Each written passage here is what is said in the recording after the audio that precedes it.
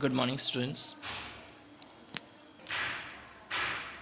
हमने पिछली वीडियो में यहाँ तक बैक्टीरिया जो है वहाँ तक कंप्लीट कर लिया था। हम फंजाई से पढ़ते हैं दोबारा से। फंजाई का take a moist piece of bread, एक पीस ऑफ ब्रेड लीजिए जिसमें मॉइस्चर हो, यानी नमी हो, सूखा नहीं होना चाहिए, ड्राई ना हो, और उसको 4 से 5 दिन के लिए कंटेनर में रख दीजिए। What you observe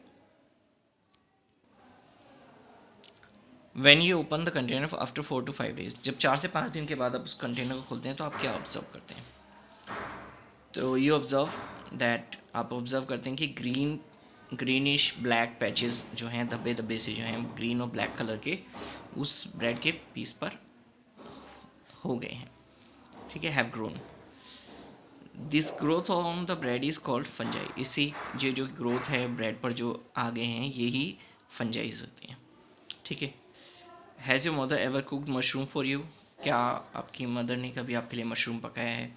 mushroom is also an example of fungi. Fungi are the normal non green plants होते हैं ये, एज द लेक क्लोरोप्लास्ट, क्योंकि इसमें क्लोरोप्लास्ट नहीं होता है। And has can not make their own food, इसलिए अपना ये भोजन खुद नहीं बना सकते। दे आर आइदर पैरासिटिक होते हैं ये, यानी दूसरे लिविंग ऑर्गेनिज्म से अपना भोजन लेते हैं, और सैप्रोफिटिक, या फिर और सड़े गले पदार्थों से अपना भोजन प्राप्त करते हैं। They grow well in warm and moist condition. Warm और मॉइस्ट कंडीशन में अच्छा ग्रोथ करते हैं। कुछ फंजेस के बारे में यहाँ बताया गया, जैसे ईस्ट है unicellular, whereas the other moulds are the multicellular. यानी ईस्ट जो है वो फंजाई है, लेकिन वो यूनिसेलुलर है, उसमें एक ही तरह की सेल्स पाई जाती हैं। और माउल्स जो है ये भी एक फंजाई का ही रूप है, ये मल्टीसेलुलर है, इसमें कई तरह के सेल्स पाए जाते हैं। नेक्स्ट है प्रोटोजोआ। प्रोटोजोआ क्या है? The protozoa are the single celled, ये सिंगल सेल्ड होते हैं, ऑर्गेनिज्म हैं।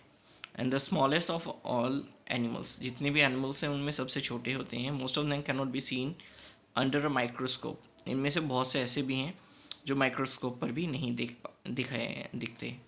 They are found in water as well as damp places, ये पानी में एज वेल एज डैम्प यानी नमी वाली जगह में होते हैं। दे आइदर कैप्चर देयर फूड और आर पैरासिटिक, ये अपने फूड को या तो कैप्चर करते हैं, पकड़ते हैं, ठीक है, और या ये पैरासिटिक होते हैं। पैरासिटिक मतलब दूसरे जीवों पर रहकर अपना जीवन बिताते हैं। Paramecium, amoeba, giardia and entamoeba, ये कुछ एग्जाम्पल हैं प्रोटोजोआस के। कहे some protozoa are harmful to us as they can cause serious disease, कहे कि कुछ प्रोटोजोआस जो हैं बहुत हार्मफुल होते हैं क्योंकि ये बहुत सीरियस डिजीज़, बीमारियां पैदा करते हैं। अदर्स आर हेल्पफुल, कुछ हैं जो हेल्पफुल भी होते हैं because they ingest harmful bacteria and are food for fish and other animals, और ये इंजेस्ट कर लेते हैं हार्मफुल बैक्टीरियाज को, and are food for fish and other animals, और फिश और बहुत से जानवर जो हैं इन्हें खाकर अपना जीवन व्यतीत करते हैं। ठीक है। इसके बाद नेक्स्ट है algae.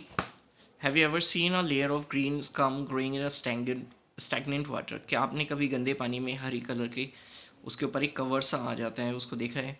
It is actually algae growing on the surface of the water.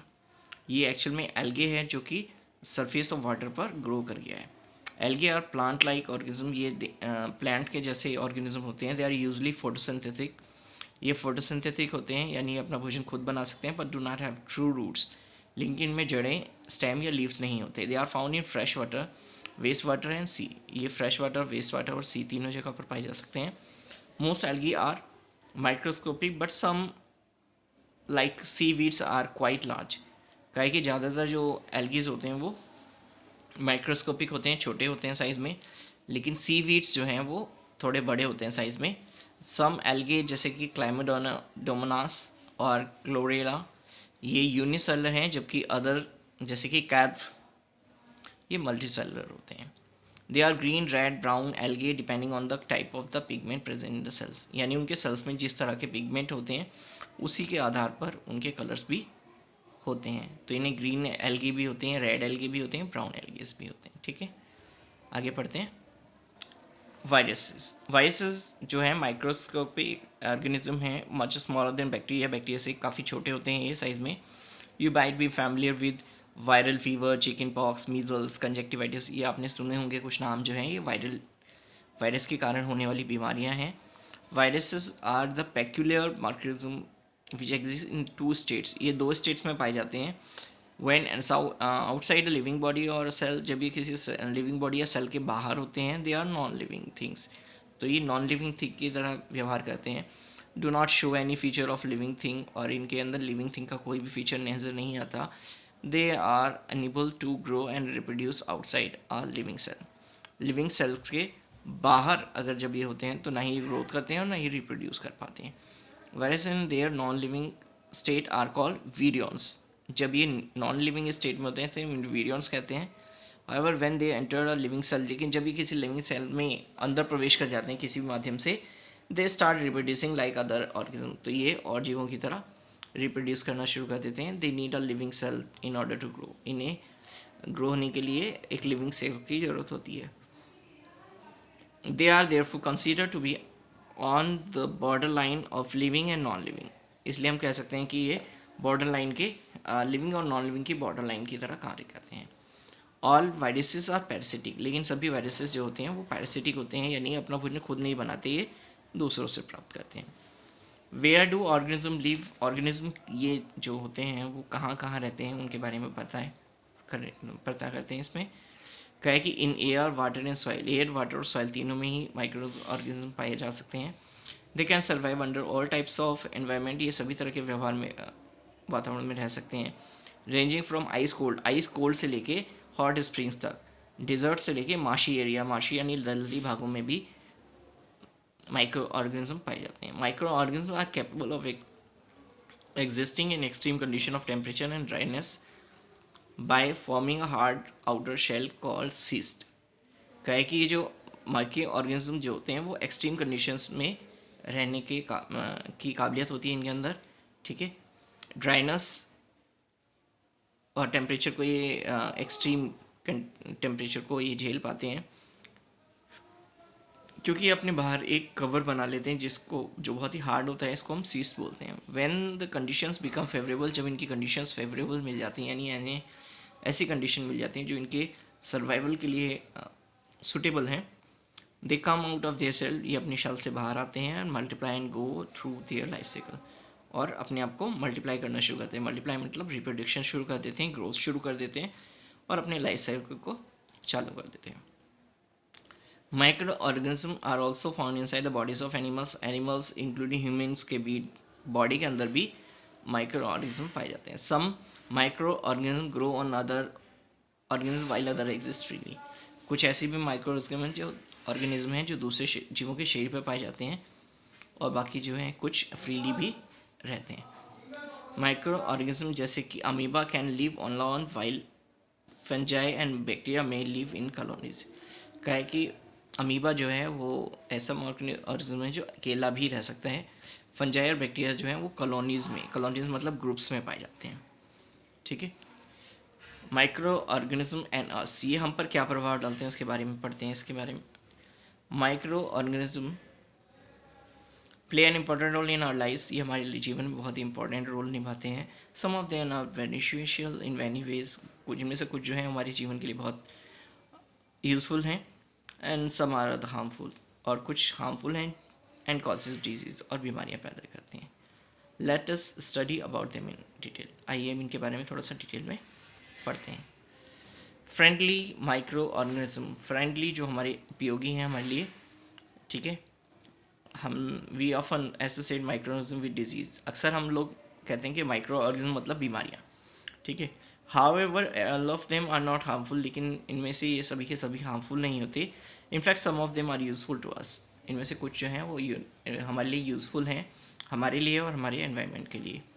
For example के लिए अगर हम देखें तो सीवेज प्लांट, ट्रीटमेंट प्लांट जो होता है उसमें बैक्टीरिया जो है वो वर्क करता है और पानी को प्योरीफाई करता है। Some bacteria are the sources of life saving medicine, कुछ बैक्टीरिया जो हैं उनसे लाइफ सेविंग मेडिसिन भी बनाई जाती हैं जिन्हें एंटीबायोटिक्स कहते हैं। Bacteria in the soil decompose dead and decaying matter and make humus, और जैसे कि मिट्टी के अंदर जो बैक्टीरिया पाए जाते हैं वो डिकम्पोज करते हैं डेड और डिकेइंग मैटर्स को, उनको कन्वर्ट करके ह्यूमस में बदल देते हैं, जो कि प्लांट्स को न्यूट्रिएंट प्रोवाइड करते हैं। Let us study some of the other benefits we get from these microorganism. और कुछ ऑर्गेनिज्म से जो हमें बेनिफिट मिलते हैं उसके बारे में पढ़ते हैं।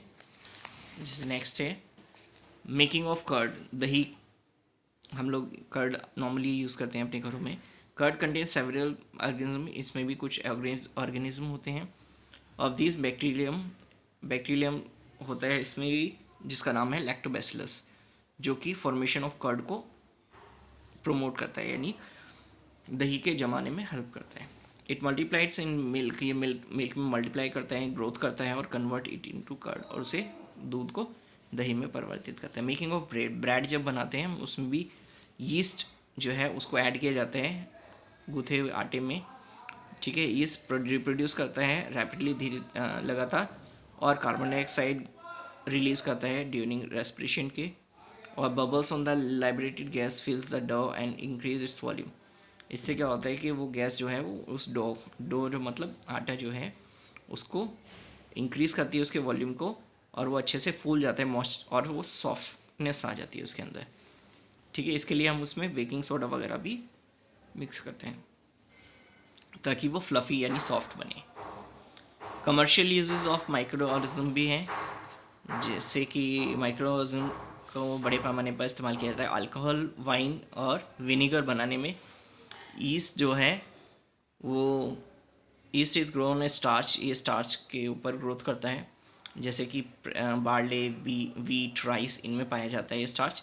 और can sugar to produce whisky, ताकि इससे विस्की बनाई जा सके, रम बनाई जा सके। Fruit juices to produce wine, और फ्रूट जूसेस से वाइन बनाई जाती है।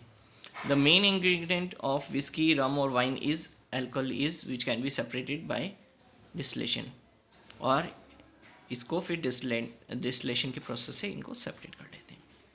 Fermentation, the enzymatic breakdown of the large organic molecules into simpler ones in the absence of air is called fermentation. क्या है कि एंजाइम्स जो हैं वो क्या करते हैं कि बड़े लार्ज ऑर्गेनिक मॉलिक्यूल्स को छोटे स्मॉलर मॉलिक्यूल्स में कन्वर्ट कर देते हैं इन द एब्सेंस ऑफ एयर की अनुपस्थिति में। इस प्रोसेस को हम बोलते हैं फर्मेंटेशन, ठीक है। जैसे कि एग्जांपल यहाँ पर दिए हैं, ईस्ट ब्रेक डाउन करता है शुगर मॉलिक्यूल्स को इनटू अल्कोहल में। East contain the enzymes, east के अंदर एंजाइम्स होते हैं जिनका नाम है जाइमेस एंड इंटरफेस इन्वर्टेस, ठीक है। ये शुगर को कन्वर्ट करते हैं और ग्लूकोज और फ्रुक्टोज बनाते हैं, और ग्लूकोज से बनता है एथाइल अल्कोहल और प्लस कार्बन डाइऑक्साइड। आज के लिए इतना ही, बाकी नेक्स्ट वीडियो में। Thank you.